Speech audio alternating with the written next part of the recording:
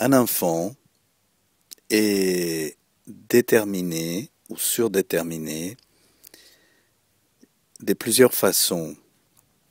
Évidemment qu'il est déterminé par les relations et les complexes familiaux qu'il vit depuis sa naissance. Donc un enfant, il est déterminé ou surdéterminé par l'histoire familiale et par la personnalité et par le mode de relation de chaque parent avec lui. Nous avons là deux vecteurs très puissants de détermination de la réalité psychique de l'enfant. Mais il y a un troisième élément, un troisième vecteur très puissant, mais qui n'est pas toujours très clair, pas toujours très évident, mais qui est bien présent. Il s'agit de la sexualité du couple parental, qu'elle existe, qu'elle soit débordante ou pas, ou qu'elle n'existe même pas.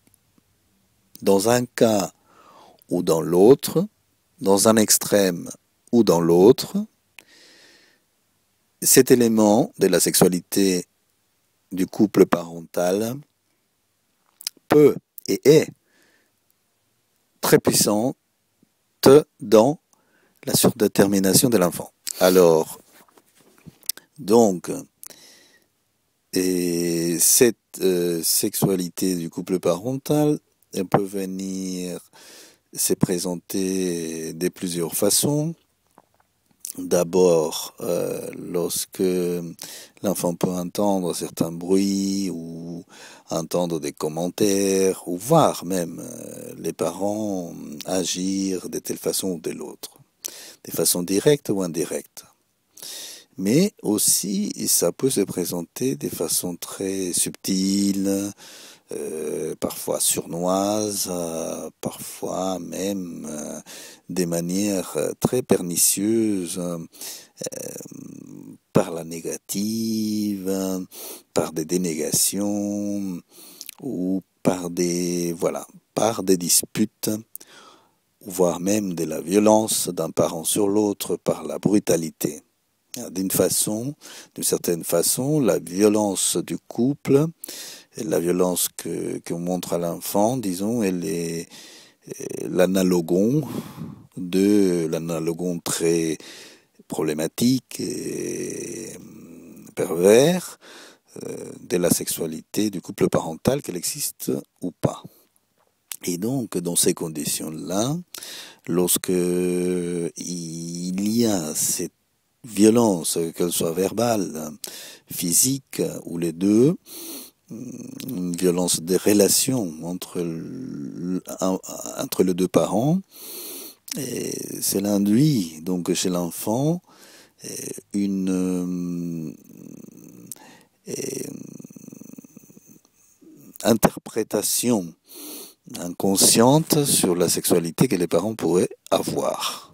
L'interprétation est que la sexualité des parents est brutale et violente, et que donc il doit être ainsi. Cela poussera l'enfant, mettra l'enfant dans une position de réceptivité dangereuse, de réceptivité à toute forme de séduction d'avance, des gestualités, d'attitudes, moitié affective, moitié violente ou brutale, voire sexuelle, venant d'un élément de la famille, voire d'un élément extérieur et inconnu. Cette réceptivité malsaine posera l'enfant dans une situation de danger. Et cela peut permettre l'existence de mauvaises rencontres qui découleront en abus sexuel.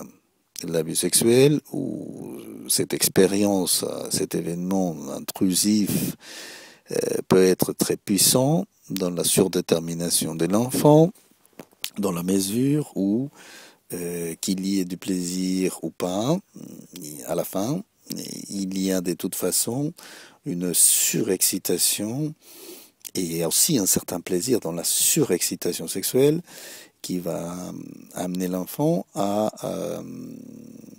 avoir plein d'idées, des fantasmes, des pensées et produire une modification essentielle de la narrativité de son histoire. C'est-à-dire que cela va produire une discontinuité par chevauchement, une discontinuité de son histoire par une superposition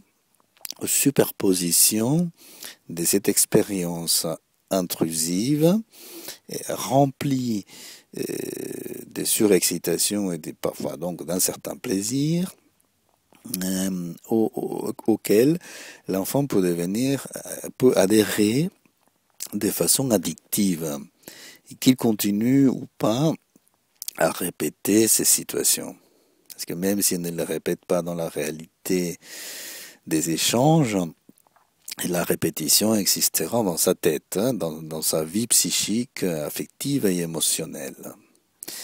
Voilà, et les plus de fois, ça va avoir tendance à se répéter évidemment dans les relations avec les autres. Et à chaque répétition, ça va se renforcer et avoir tendance à se cristalliser au point de créer chez l'enfant une double vie entre sa vie d'enfant et sa vie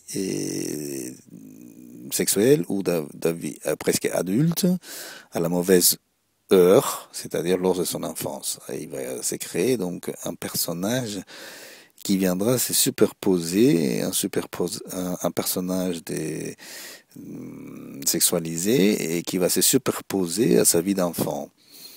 C'est trop difficile pour gérer ça pour un enfant, et en plus cette superposition, c'est un peu comme s'il avait phagocyté, comme s'il avait introjeté ou incorporé la violence et la brutalité parentale dans sa propre vie, comme s'il participait finalement de cette violence et de cette brutalité.